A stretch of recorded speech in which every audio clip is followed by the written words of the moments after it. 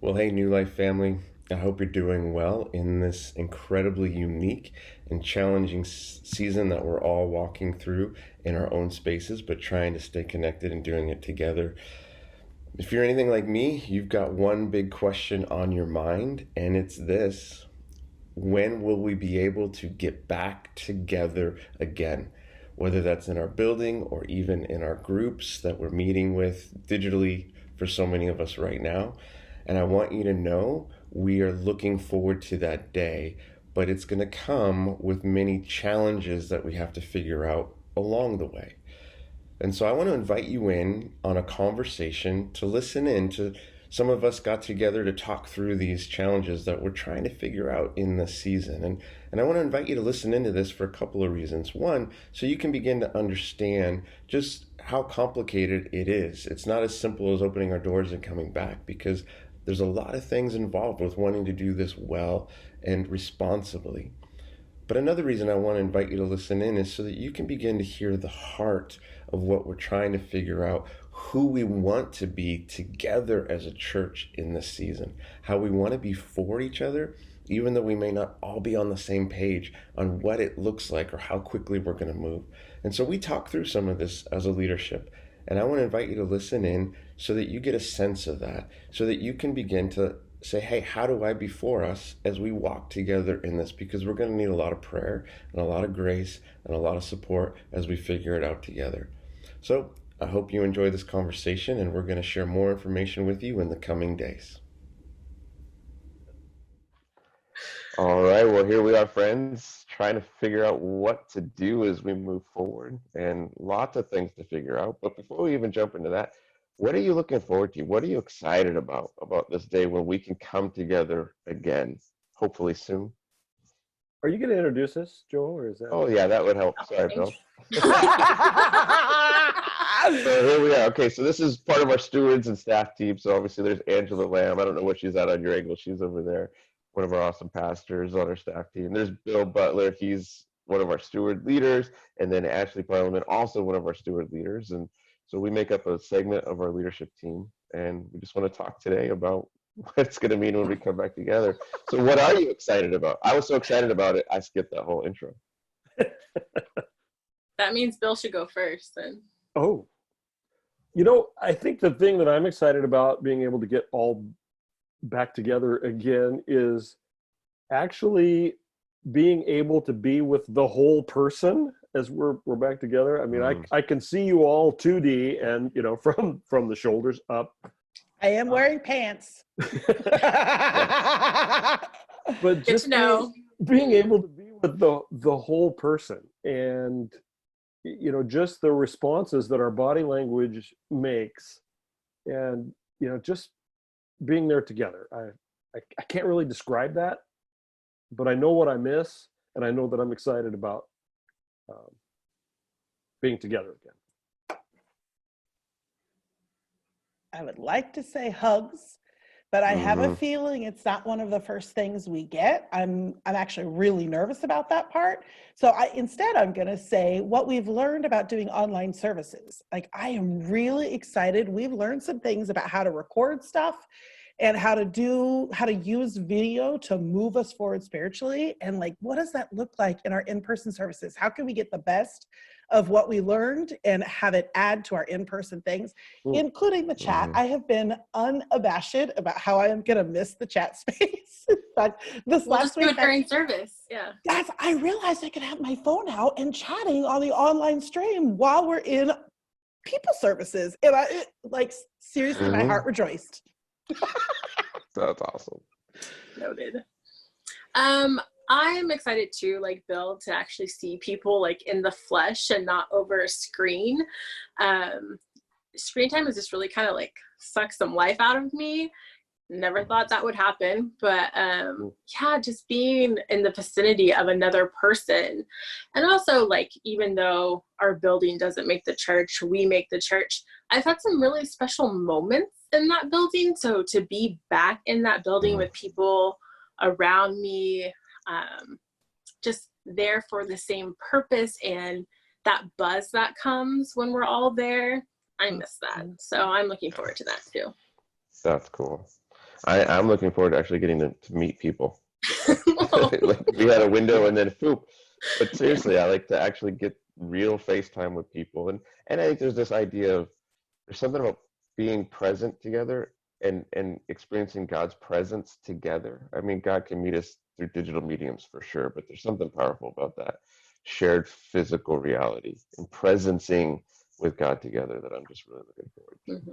So we'll get there. We'll get there as we're moving into the future. And, things seem to be changing. The landscape, almost depending on the day, will change. So, I mean, we just got word our president is saying churches are essential services. And so I would say, I think so. I would agree. I think we're essential. It's nice of him to agree with us. Like, yeah. Well, so too. And I mean, that's one of the beautiful things about the liberties given to us in our country. I love that. But I think physically getting back together is not simple. It's going to be very complicated. There's a lot of factors involved, and that's a lot of what we're trying to figure out. And so what are your thoughts as we're thinking through, what are some of the complications or challenges that we're going to face? Like, Bill, what are some things that come to mind for you and us? Yeah, well, I think, keeping in mind that our overall, that the overall challenge is how do we best get back together and care for our full community, and that full community of, people who are excited to be back together, people who are maybe a bit anxious about being back together, people, Mm-hmm. our youth, our aged, maybe other vulnerable folks. How can we move forward while caring for all of those different groups of people, keeping that goal in mind? I have to remind myself that it is going to be a process as we move forward. It's not just going to be turning on a light switch. It will be a process with a lot of steps and iterations along the way that we as a leadership team, have to consider. For example, some of those iterations might look like it's likely that smaller groups would be the first groups that are able to regather first. So, Mm-hmm. We need to consider how church staff can re-enter the office space and have those interactions. What we recommend for our community groups about meeting and getting back together. A next step might be the ability to regather in worship at our facility. And maybe that's in smaller numbers than normal to start. So what does that mean? That considerations would include how many people can be allowed to safely gather. Do we need reservations for service? Do we have multiple services to be able to have smaller groups there? How we continue that meaningful online service presence for those who may not feel safe to gather. Mm-hmm. How do we define wise social distancing and precautions during this time, like face coverings or sanitizing procedures, and and even how we interact together as we start to come through that lobby? How do we define that wise social distancing? How do we care for our youth and our families of our youth in that period? We've got to really consider all of that, and importantly, how do we train and equip our staff and our volunteers to do things differently in this period, and to care for them if there's going to be, a lot of different services and maybe multiple events? How do we care for them properly? So these are all, there's just a myriad of things to carefully consider as we look to address ways that, frankly, that allows our diverse community to be able to come and worship in a way that best cares for them. Yeah. And I think that's going to be a journey over several weeks or even months. Mm-hmm. Yeah, that speaks to the timing of things. Right. I think there's even a different expectation of how fast and how soon. What are your thoughts? Ashley, what are your thoughts on timing at this point in time? And that could change tomorrow. Right. I think some of us all feel like it could be instantaneous, like you said, Bill, like a light switch. But truth of the matter is it's not gone. COVID's not gone. It's still there. And so there's going to be some frustrations of, well, we can go, like they said we can go, versus, but we need to have patience in order to do it well and make sure that we're caring for other people who are scared or anxious or who are compromised still, because we don't want to see a deadly spike again in it. But yeah, there's going to be frustration for sure of, I want to be back. I think, we all want to be back. Although I think some people are enjoying being in their pajamas and watching church. Can we bring our pets to in-person church? Pajama Sunday.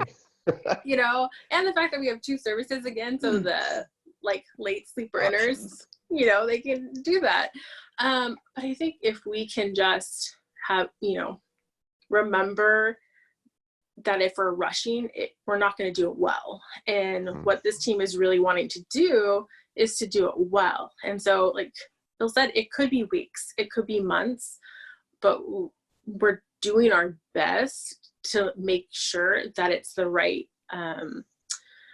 opportunity for us to come back together, for our church people and our groups. And it might be smaller first, and it might and then be larger, and it might not look the same, and they'll still have the online presence. So it's just the patience of, it might not look what everyone thinks it should look like. And I mean, even with this whole thing, we've had different opinions about it, and I don't think this is going to be any different. But we are doing our best, and we want to be back together. We don't want to slow that down, but we may need to in order to actually do it well. So for sure. I feel the burden of leadership heavily as we talk about that. Ash, as you were talking about doing it well, it's this tension between the urgency that we all feel and then a sense of responsibility. And I feel completely different. So we just did a backyard camping with my family, which was our first get together other than a very awkward Mother's Day separate thing, which I was so happy to just be physically in the presence of my mom. But so this camping thing was like us, loosening the reins a little bit. We had just a family conversation. That family conversation is completely different than what I feel right here. The burden of responsibility of what it means to, okay, yes, whoever comes to the in-person service has mutually agreed to be there. But what would I feel like if I found out that someone had contracted COVID, and we have a lot of vulnerable people inside of our church body, if they had contracted that at our campus, at one of our events, and yes, we mutually agreed to be there, but what would I feel like as a church leader? It's different than how I felt as an auntie in the conversation with the family. It's just different. And so I guess as I think about our church body hearing this conversation, I beg grace and patience and your prayers on our behalf, because I feel this so differently as a church leader than as Angela, the natural risk taker, who is like, we got this. And then Angela, the auntie, felt it a little bit more. And then Angela, the church leader, feels it keenly. So we might move a little slower than Angela, the person, would definitely move, like definitely. I would beg indulgence. I had an experience this last week where I felt like it was okay to risk an in-person outdoor meeting with somebody, and they initiated a hug with me because I'm a hugger and I'm desperate to hug. Yeah. And they were desperate for the hug. So they did ask, but I had the most unreal experience in that flash moment where I could tell they wanted to hug. I had that tension of like, I'm going to reject them. But I kid you not, the faces of my vulnerable population, actual individual people, flashed in front of my eyes of like, I really want this hug. I really don't want to reject them. But what do I do if this turns, like, it was a violating moment. And I agreed to it because I was desperate for the hug. I am just keenly aware. So whether we're talking about me as a church leader weighing in on how I think we can do this well, or we're talking about me, the thirsty human who's really craving a variety of people and the hugging that comes with that, I just have never been more keenly aware of how important the other is. So like my needs are sky high. But what God keeps impressing on me, and this is something Ron said this last week that was like a slap in the face, super important concept. And he's like, we have to be more for each other in this season than we are about our rights and needs. And this is an application of the Christian faith. It's like, yes, yeah. Our highest mandate is love. And for me, one of those things that I do to express love is to initiate hugs. Yeah. But in this season, I can't mistake how actually my love is respecting where you are in your process. And it cannot just be, I begrudgingly won't hug you because you're asking me not to, but internally I'm judging you for it. Yeah. It cannot be that. We have to be more for each other. I will meet you or not meet you wherever you are. And I'm going to go so far as to love you that I do not judge you for being in a different place than I am. That's just swirling for me what that looks like and how that works. Yeah. I mean, it's so thematic to when all of this was emerging, and you're seeing different responses to the initial thing. And, some people were in, oh, it's no big deal. And other people were buying all the toilet paper and in panic, kind of that.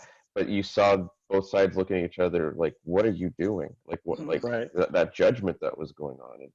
And I think as we move into this re-entry season, we have to, like you're saying, Angela, with the timing and the pace, give each other permission to be where you are in the journey, and to recognize, I think, this value of consider others better than yourself. Like that's what we're called to. And Paul writes that, and then he says, and you want to look at an example of that? Look at what Jesus did. Yeah. So how do we be like him toward each other in that same way of saying, hey, if it were up to me, here's how it would go down. But it's not just up to me or even about me. It's me in context with all of you, all of us together. And Jesus doesn't say we take our needs equally. So he doesn't just say, if it was up to me, I would do it this way, but dang it, I got to take your needs into consideration too. He says, put their needs above your own. Hello. We're talking about that sacrificial love, right? Like that's exactly what our faith spells out of. It's not about me. It's not about my wants and desires right now. As much as I'm like you, I'd be like, let's have a party, but at the same time, I know that's not wise either because of the vulnerable or how people are feeling and reacting to this. So we need to think about each other in these moments, just to love them well, for sure. And respect. Oh, there's a hand up. Yeah. Go, Bill. Well, I think, and just be able to respect that we're not all on the same, in the same standpoint. It seems to be, it's just the discussions we tend to see are very binary, right? They are so, you're either, you're afraid because you're wearing a face covering and in line at the store and you're staying home as much as you can, and then on the other hand is well you're completely insensitive and you don't care about people because you're not.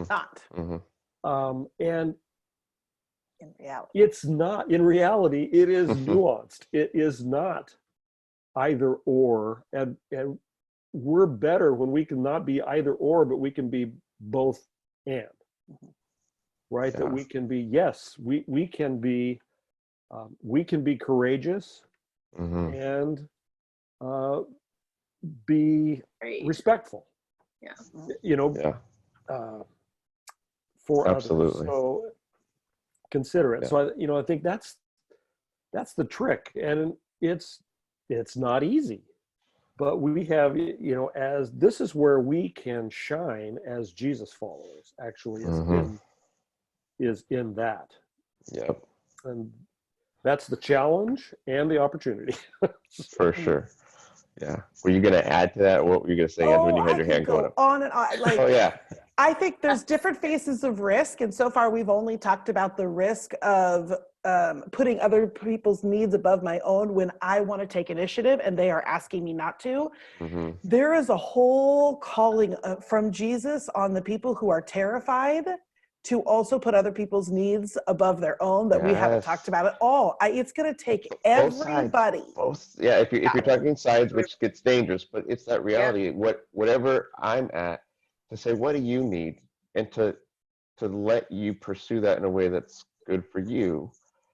And if I'm in the side that's like, hug everyone and I want to get out there, but you're afraid, I'm going to give you that space. But if I'm in the side that's more fearful and see you operating in that freedom of excitement, okay, you do that because I recognize that, and I'm not going to judge that. Happy for you that you could feel like that. Yeah, and I think we honor each other when we can celebrate where we're at for each other, and to say, hey, our collective dream, we're all back together someday. And it's going to be a journey to get there. So let's walk together with grace and love, and maybe even listening. My goodness, how much can we learn from one another? What a concept. If we're willing to say, hey, help me understand why you're on that other space than me. And I think that creates opportunity for us to show something to our city and our culture right now too. Mm-hmm. Here's what it looks like to say, here's where I'm at, and I'm so for the others that I'm willing to say yay or whatever. Celebrate that. I am with you in that space. Yeah. So I think if anything, what we would want our church to hear right now, so everyone watching this, to say, hey, as we're figuring it out, it's going to be a process. It's going to take time. It's going to take many versions and learnings together, but through it all, be for each other. Be for each other, and just say, hey, I love where you are, and I'm in this with you. I saw this great soundbite online that said, we may not all be in the same boat, but we're in the same storm, and let's respect that. Let's recognize that. Like I'm stealing that. No credit to me on that soundbite, but I thought it was pretty good soundbite. And again, Paul talks about how we need to clothe ourselves with compassion and kindness and humility toward one another, and if we can do that, we're gonna figure this out.